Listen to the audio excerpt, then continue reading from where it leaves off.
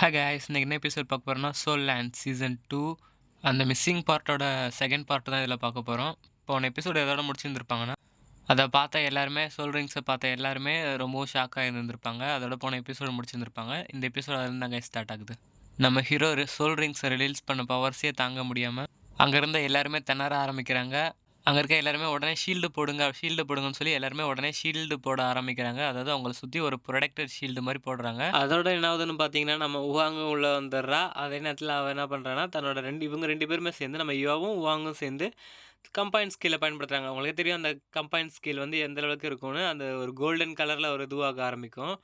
ரெண்டு பேருமே கம்பைன் ஸ்கில்லை ஸ்டார்ட் பண்ண ஆரம்பிக்கிறாங்க. அவங்க ரெண்டு பேருக்கும் அந்த கம்பைன் ஸ்கில்லை ஆக்டிவேட் ஆக ஆரம்பிக்குது.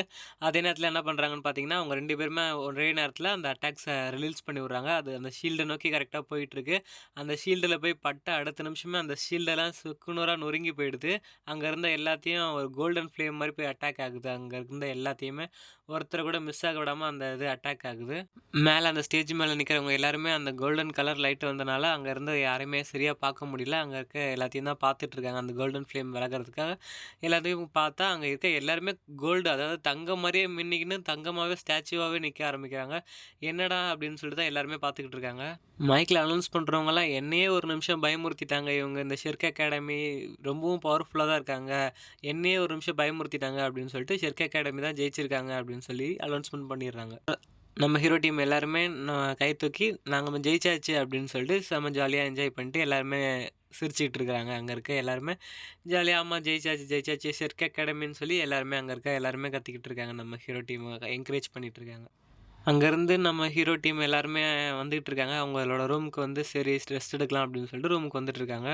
நம்ம யுவாவும் உவாங்கும் தான் ரெண்டு பேருமே தான் ஃபஸ்ட்டு போயிட்டுருக்காங்க. ஆனால் ரெண்டு பேராலேயும் ஒரு மாதிரி முடியல. திடீர்னு ஒரு இதுவாகுது ஆரம்பிக்குது. அவங்களோட அந்த பவர் ஸ்கில்ஸை பயன்படுத்துறதுனால ஒரு மாதிரி ஆகுறாங்க. சடனாக ரெண்டு பேருமே சுத்தமாக நிற்க முடியாத அளவுக்கு ஸ்ட்ரென்த்தை இழந்துட்டு அவங்க ரெண்டு பேருமே கீழே விழ ஆரம்பிக்கிறாங்க. கீழே உள்ளவங்க டீம்மேட்ஸு டீச்சர்ஸுன்னு சொல்லி எல்லாருமே தாங்கி பிடிக்கிறாங்க. என்னாச்சு அப்படின்னு சொல்லிட்டு எல்லாருமே தாங்கி பிடிக்கிறாங்க. ஏன்னா இந்த மேட்ச்சில் அதிகபட்சடியான ஸ்கில்ஸை பயன்படுத்துறது இவங்க ரெண்டு பேர் தானே. அதனால தான் இவங்க ரெண்டு பேரும் ரொம்பவும் டயர்டாகிட்டாங்க. ஏன்னா ரொம்பவும் அதிகப்படியான ஸ்கில்ஸை பயன்படுத்திட்டனால நம்ம டீச்சரும் நம்ம ஹீரோ யுவாவையும் அதே நேரத்தில் அவங்க ரெண்டு பேருமே பெட்டில் கூட்டின்னு போய் படுக்க வைக்கிறாங்க. ஏன்னா அவங்க ரெண்டு பேரும் டயர்டாக இருக்காங்க, ரெஸ்ட் எடுத்தால் சரியாயிடுவாங்க அப்படின்னு சொல்லிட்டு ரெண்டு பேர்த்தையுமே பெட்டில் கூட்டின்னு போய் படுக்க வச்சுருக்காங்க. அதோட நைட்டும் ஆகிடுது. அங்கே என்னென்னா நம்ம ஹீரோவும் யுவாங்க தான் படுத்துட்டு இருக்காங்க. உவாங்க தான் ஃபஸ்ட்டு கண் முழிக்கிறா. அவன் முழிச்சதும் முன்னாடி ஹீரோ படுத்துருக்கிறத பார்த்துட்டு சரியான ஷாக் ஆகிறா. யுவா அப்படின்னு சொல்லிட்டு அவன் என்ன பண்ணுறான்னா ஒரே மிதி தான். அதுலேயே நம்ம யுவா என்ன பண்ணுறான்னா முடியல அப்படின்னு சொல்லிட்டு அங்கேருந்து பறந்து போய் கீழே விழுறான். ஒரே அடி மிதி விட்டதும் திரும்ப ஒரு அடி பஞ்சு விட்டுறான். அதில் நம்ம ஹீரோ பறந்து போய் விழுந்துடுறான். நம்ம ஹீரோவை எந்திரிச்சிட்டு என்னையும் இப்படி அடிச்சா அப்படின்னு சொல்லிட்டு நம்ம ஹீரோவும் கேட்டுட்ருக்கான். உவாங்கும் என் பக்கத்தில் எதுனா வந்து படுத்திருந்தா அப்படின்னு சொல்லிட்டு அவள் தலைவாணி அங்கே இருக்க எல்லாத்தையும் தூக்கி நம்ம ஹீரோ மேலே அடிச்சிட்ருக்கான். நம்ம ஹீரோவும் அங்கேருந்து ஒன்று ஒன்றா தப்பிச்சிக்கிட்டு இருக்கான்.